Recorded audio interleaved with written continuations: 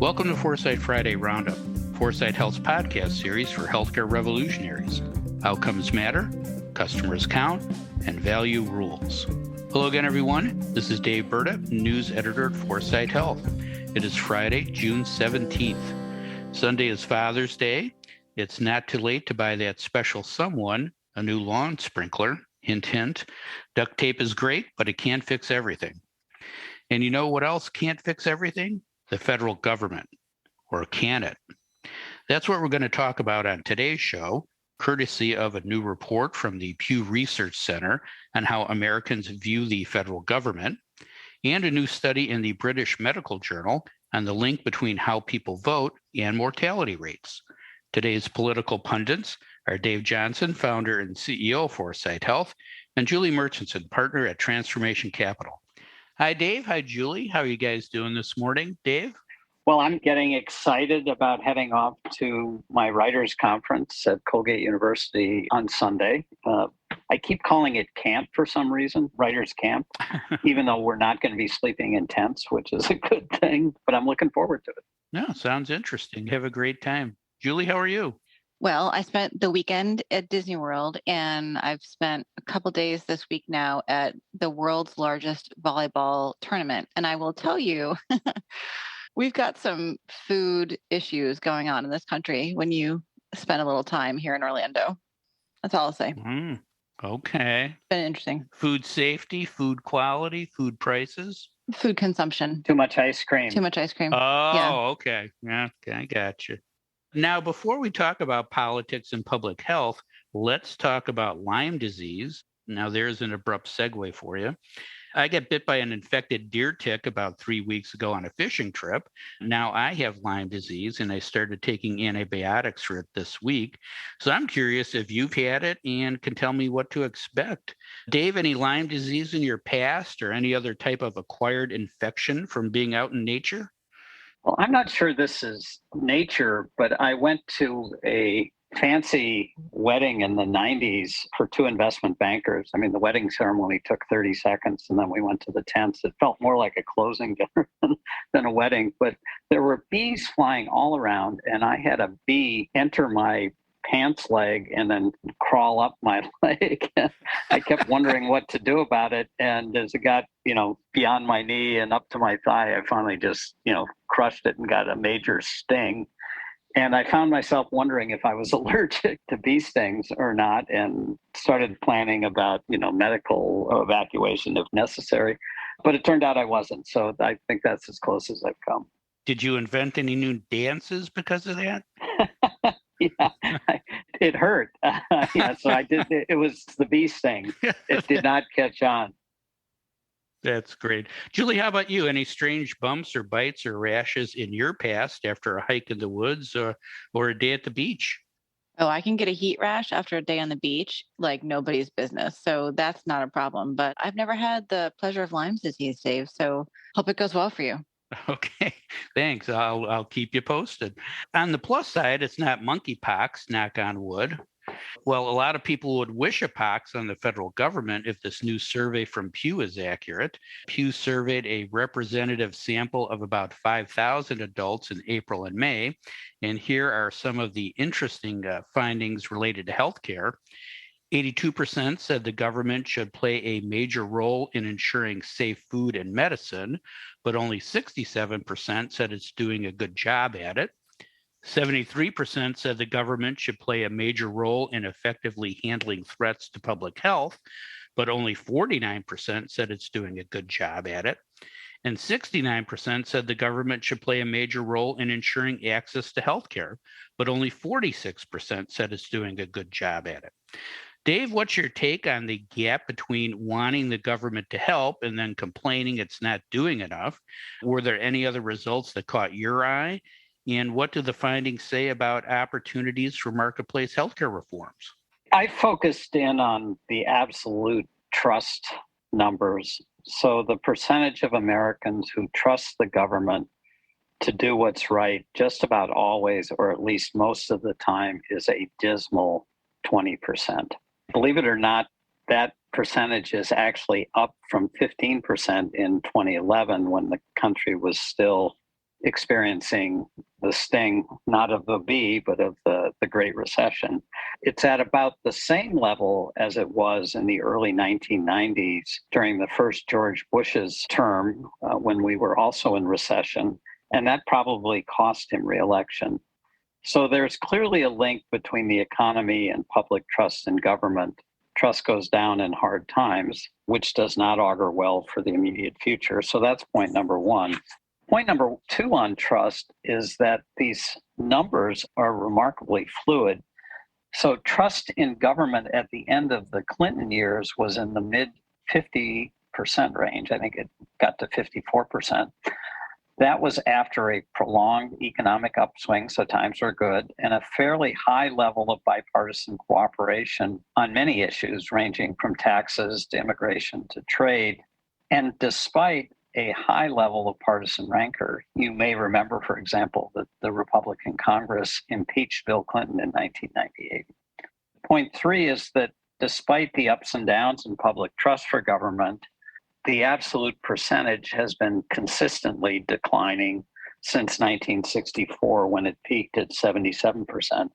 I've mentioned the book Upswing by Robert Putnam a few times on our show, and he chronicles the 60-plus year decline in per income equality, cultural overlap, political bipartisanship, and individual connectedness to greater society.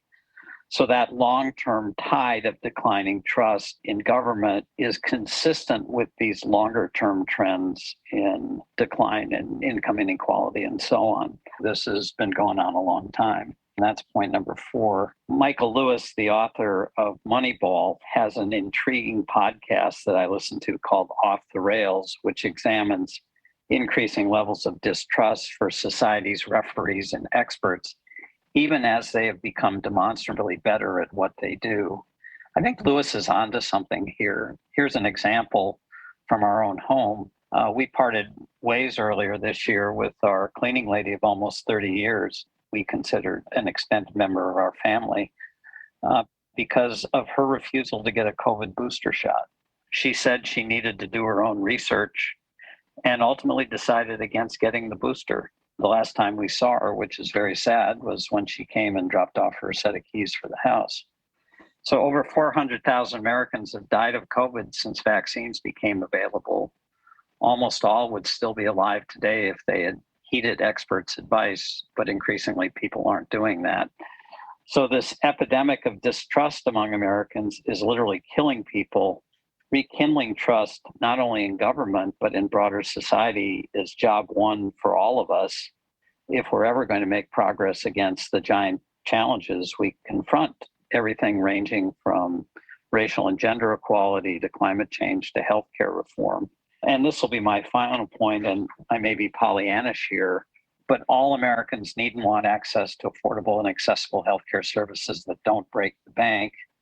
Marrying the liberal goal of universal coverage with the conservative goal of prudent fiscal management is the way to achieve transformational healthcare reform, and potentially, I believe, a way to reverse this decades-long decline in government trust generally among the American people.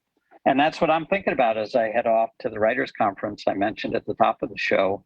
I'm going to be working on book number 3, Healthcare Over the Rainbow, A Blueprint for Industry Transformation. So I'm heading off on an optimistic note. Good for you. Very hopeful. Thanks, Dave. Julie, any comments or questions for Dave? Yeah, Dave, I have a question that's a little bit left of where you just were, but what you just said about trust is so fantastic.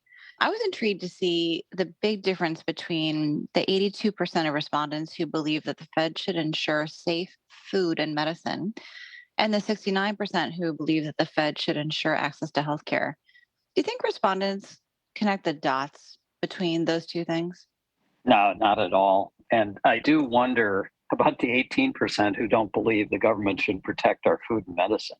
But to your specific question about that 13% gap between those who support ensuring food and medicine safety, but don't support healthcare access, part of the reason I believe is selfishness.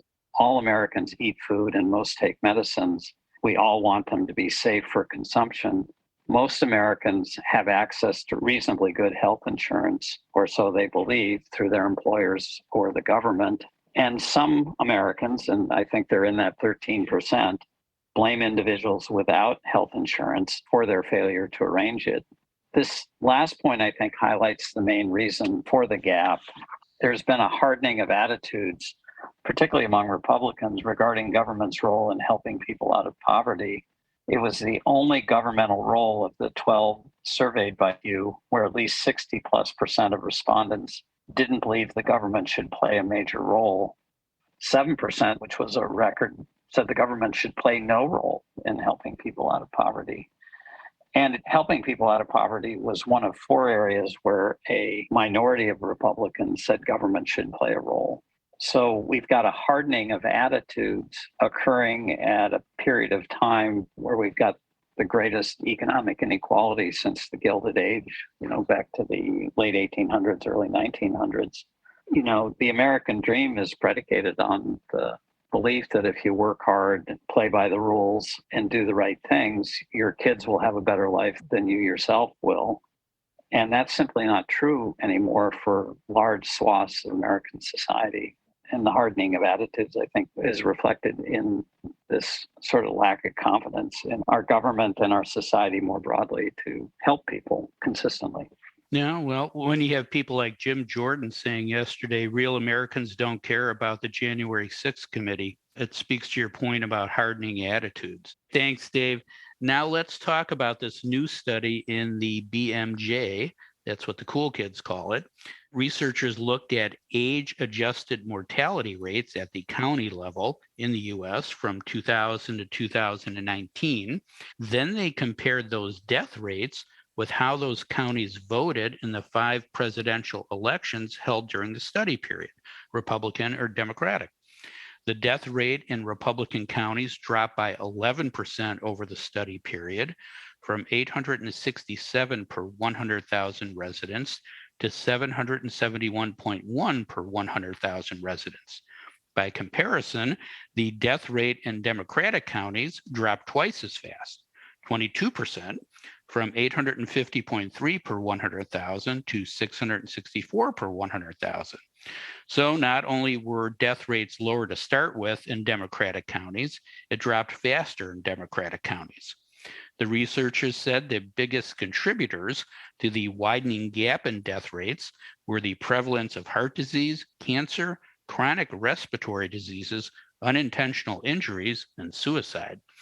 Julie, what's your take on the study? Is there something more here than a fun, cheeky political statement? And what can the market do to level the population health playing field more than the government, which gets us back to our first topic of the day? Well, I'm not going to lie.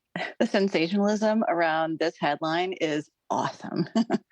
I had a lot of fun with it, and it made me want to dig in even deeper to things beyond healthcare around education and, other kind of fundamental differences. But it is the details embedded in what I saw as the urban rural issues here and some of the race-based issues that paint a pretty interesting picture, honestly.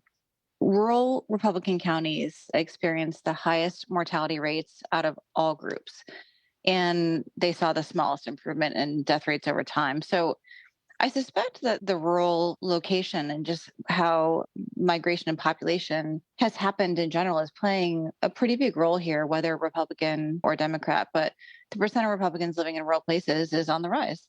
And Politico published a pretty interesting piece in March of this year. And I liked the way they put this. It looked at the life of the endangered group of Americans, rural Democrats. And Politico is actually really looking at what happens when you're a Democrat in a rural setting politically.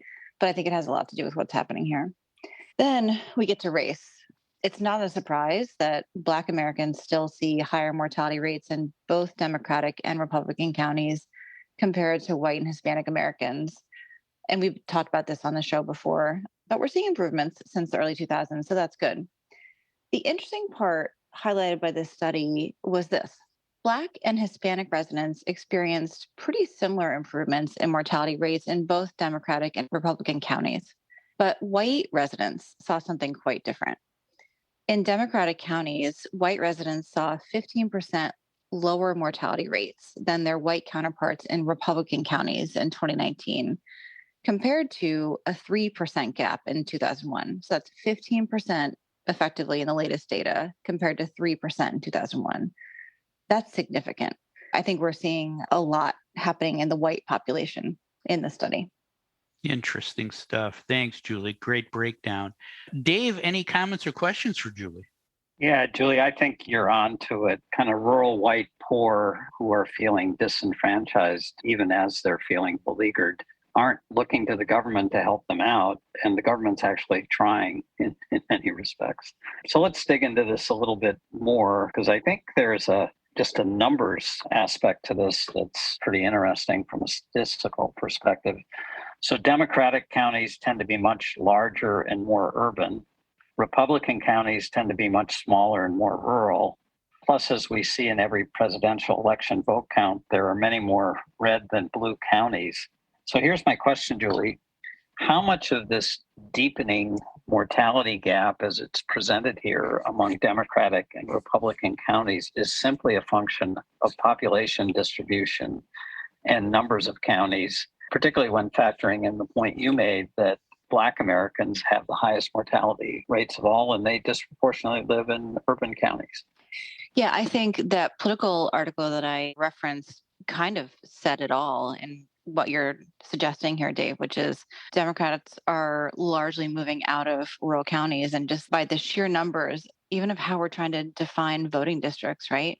The headline is sensational, but if you really look into the numbers, I think it paints a different picture. And I want to get to one point you just talked about, which is largely white, poor Republicans not wanting federal assistance necessarily. And what's happening in the market as we see private market coming in to those areas and trying to fix rural health. We have Jennifer Schneider's company, Homeward, that's a virtual health company focused solely on, or I should say initially on rural health. Brad Smith's company, Main Street Health, very similar. And I don't know their politics, but I do know that they are enlightened about the healthcare issues in America and have looked at rural health as a real problem. So where the federal government is not able to get through to this population, we now see private market trying to do so. And they're going to have to take some pretty interesting tactics to appeal to a population that may not be as savvy, open, or interested in kind of new ways of thinking about accessing health. So it'll be interesting. That's really interesting point, Julie. I'd throw Farzad Mashtabai's Adelaide into that group as well. Most of their clients are in rural areas, and they're a strong force for trying to improve rural healthcare as well. Really, really interesting. Yeah, let's hope the market can work its magic in those areas. That's great. But it is hard to help people who don't want to be helped or who don't want your help. No different from people who don't know the truth and don't want to know the truth, like global warming. Wait until everybody starts getting tick bites and Lyme disease. Then things will change, you'll see. Or bees in your pants. Thanks, Dave, and thank you, Julie. Now let's briefly talk about other news that happened this past week. Julie, what else happened this week that caught your attention? Well, I was, particularly pleased to see a big brand thrown behind distributing clinical trials. Walgreens has announced that it's set to launch clinical trials with drug and biotech manufacturers. And this is relevant for a few reasons.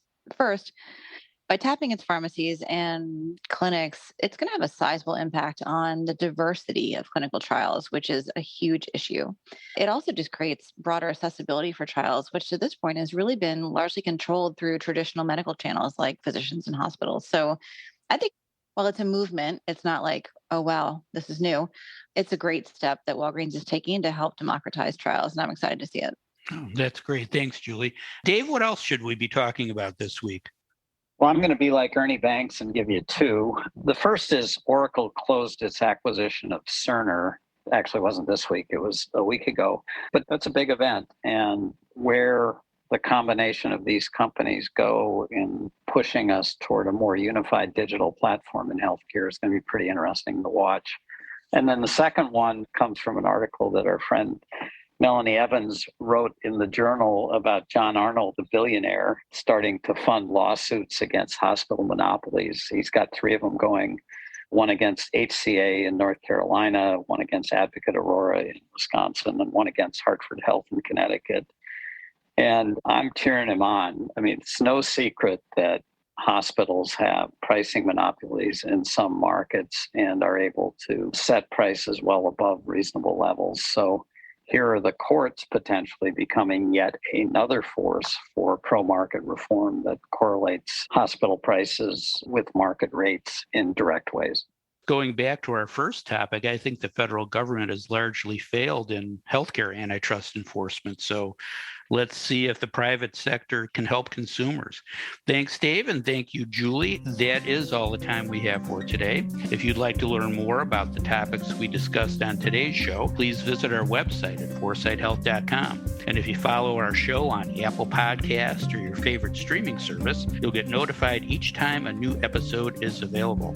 Don't forget to tell a friend about 4sight Friday Roundup. Subscribe now and don't miss another segment of the best 20 minutes in healthcare. Thanks for listening. I'm Dave Burda for 4sight Health.